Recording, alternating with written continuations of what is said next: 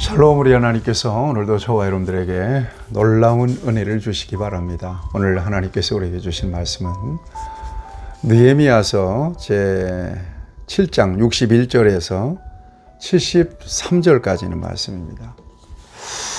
예배라고 하는 말은 프로스퀴네오라고 하는 말입니다. 이것은 경배한다, 예배한다는 의미도 있지만 입맞춘다는 그런 의미도 있습니다. 경외함으로 입맞추는 거죠. 네, 예배, 영어로는 worship이라고 하는, 그러지 않습니까? worsh라고 하는 말은 가치라는 말이에요. shape라고 하는 말은 뭡니까? 모양이라는 말이잖아요. 가치 있는 모양. 가장 가치 있는 것을 하나님 앞에 의식을 통해서 올려드리는 것입니다. 우리에게는 주일이 있습니다. 주일은 주님의 일입니다. 주님의 날. 로드스 데이죠. 내 날이 아닙니다. 주님의 날입니다. 그러니까 주님의 날을 내 날로 써버리면 하나님께서는 내 날 가운데서 주님의 날을 거둬가십니다. 역시 물질도 마찬가지잖아요. 물질의 주권을 인정하고 하나님 앞에 10의 1조를 드리잖아요. 10의 1조를 내가 까먹어버리잖아요. 그러면 내가 사용하는 것 가운데서 하나님은 10의 1조를 취하십니다. 그러니까 자원하는 마음으로 하나님 앞에 감사하며 드리고 하나님께서 주시는 것을 받아서 누리면서 쓰면 가장 평안하고 좋습니다. 타협하지 말고. 예. 여러분, 상식적으로 소위 눈 가리고 아웅한다고 그러잖아요. 내가 주님을 사랑한다고 입으로 고백하는데 내 모든 것 다 주님의 것입니다 라고 고백하면서도 주님의 날도 내 날로 바꿔서 써먹어버리고 하나님 앞에 올려드려야 될 믿음의 증표죠. 여러분 11조 그러는데 괜히 거부감 갖지 마세요. 10분의 1만 우리 하나님의 것 아니잖아요. 엄격하게 말하면 다 하나님 앞에 드려야 돼요. 그런데 10분의 1만 하나님 앞에 드리고 나머지 10분의 9를 하나님께서 우리에게 맡겨주셔서 하나님 뜻대로 사용하게 하시는 것은 축복이죠. 11조는 축복입니다. 예, 그것도 그냥 내가 삶아 먹어버리고, 여러분, 농부들은 아무리 배고파도 종자씨는 안 삶아 먹어요. 예, 하나님 앞에 드려야 될 시간, 드려야 될 날, 물질 구별하는 기본적인 믿음의 행위가 있는, 열매가 있는 성도 되길 바랍니다. 우리가 예배하는 것이 뭐예요? 나의 삶은 주님의 것, 내 영은 주님의 것, 나는 주님의 영광을 위해 삽니다. 그런 고백적인 표현 아니겠어요? 이 예배를 받기 위해서 하나님은 하나님의 백성들을 택하셔서 불러내신 겁니다. 이스라엘 백성들이 그래서 그렇게 부름받은 거고요. 오늘 저와 여러분들이 예수 그리스도 안에서 다시 하나님과의 관계 회복되는 것은 예배 때문에 그런 겁니다. 소중하게 여기시기를 축복합니다.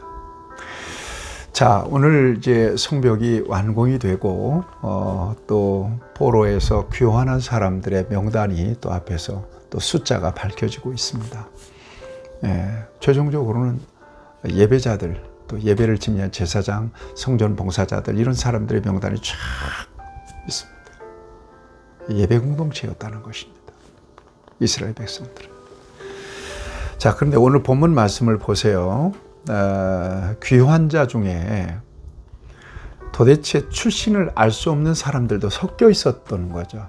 바벨론에서 돌아온 것은 맞는데 일반 백성 중에서 출신 지역이나 가문을 알 수 없는 사람들도 많았다는 겁니다.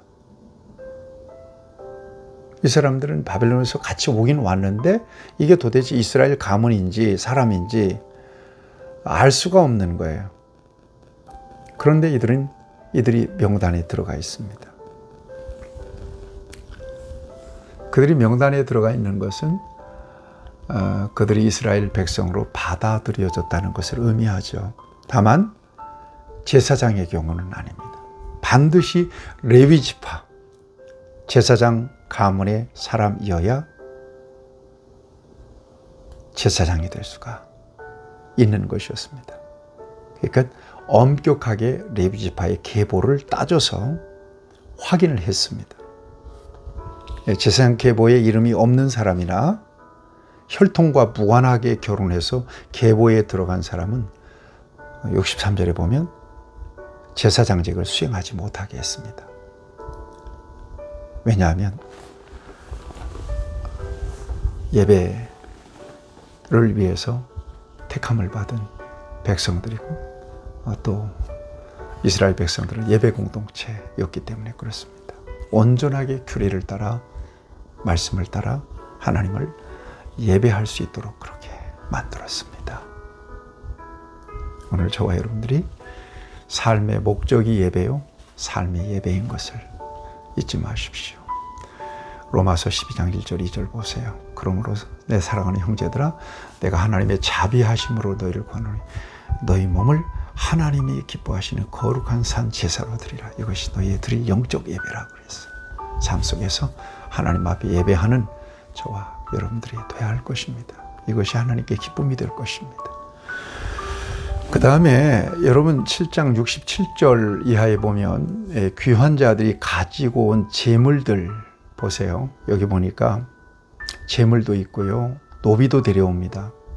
그 다음에 노래하는 남녀, 67절 찬양대가 아니고요, 그저 노래하고 춤추며 오락거리를 제공하는 사람들이었죠.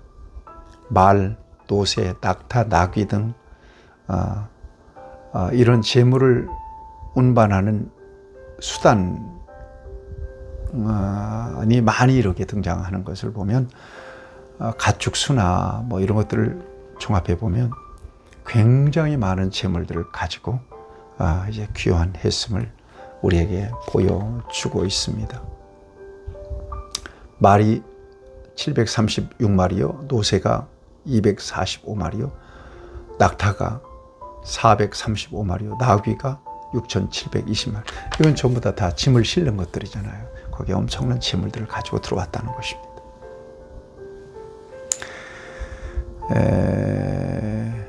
그 다음에 보물 곳간 그랬는데요. 여러분 70절 71절을 보면 어떤 족장들은 역사를 위하여 보조하였고 총독은 금천 드라크마와 대접 50과 이렇게 쭉 나옵니다. 이 곳간에 들였다. 이 곳간에 들였다라고 하는 것은 성전이 있지 않습니까? 성전. 하나님의 성전의 재물을 모아놓는 창고를 의미합니다. 뭐 때문에? 성전을 지키기 위해서죠. 그래서 자원해서 포로 생활 중에서도 하나님의 백성들을 부요하게 만드시고 거기에서 재산을 많이 가진 사람들이 분명히 있었던 것 같습니다. 그들은 성전을 짓거나 성전을 유지하는데 자신들의 재물을 기꺼이 헌납했다는 겁니다. 신앙 공동체 회복을 위해서, 하나님의 나라의 회복을 위해서 하나님께서 주신 자원과 재물을 아낌없이 드릴 수 있었던 사람들. 귀합니다. 이런 사람들을 하나님께서 정말 귀하게 여기실 거라고 믿습니다. 여러분, 너희 재물을 하늘에 쌓아두라. 우리 예수님 말씀하셨어요. 거긴 도적도 없고 녹슬 일도 없을 거다. 땅에 쌓아두는 재물이 아니라 하늘에 쌓아두는 방법이었던 거예요. 하나님 나라 선한 역사를 위해서 쓰는 겁니다. 여러분, 감동 주시는 대로 여러분들의 가정과 가문에서 교회도 좀 한번 세워보시고요, 선교사도 좀 파송해 보시고요, 선교사도 좀 후원해 보시고요. 저 해외에 한 3천만 원만 정도 되면 성전 예배당 없어서 그저 꺼적대기 하나 깔아놓고 예배 드리는 사람들에게 조금 허잡하더라도 한 3천만 원 정도 들으면 웬만큼 성전도 지어서 봉헌할 수가 있답니다. 우리 교회가 그 일을 좀 했으면 좋겠어요. 저 네팔이나 저 인도네시아나 저 태국이나 필리핀이나 굉장히 많습니다. 여러분, 그 은혜가 있기를 축복합니다. 저와 여러분들이 이 땅에서 얼만큼 살지는 몰라요. 그러나 정말 저와 여러분들의 목숨을 하나님의 주권을 갖고 계세요.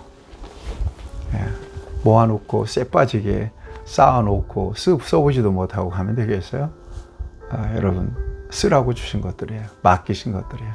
열심히 주를 위해서 헌물하시고 헌신하시고 쓰임받다가 하나님 앞에 보상받는 저와 여러분들이 되기를 축복합니다. 하나님 감사합니다. 예배 공동체 위에서 엄격하게 제사장 그 가문에서 구별을 했고 또 하나님의 성전을 위해서 이렇게 아름다운 헌신의 모습도 보았습니다. 우리에게도 그 믿음 주시고 일평생 주를 위해서 헌신하고 충성하다가 주님 앞에 영광스럽게 설 수 있는 우리 모두가 되게 해 주옵소서. 예수님의 이름으로 기도합니다. 아멘. 여러분 축복합니다.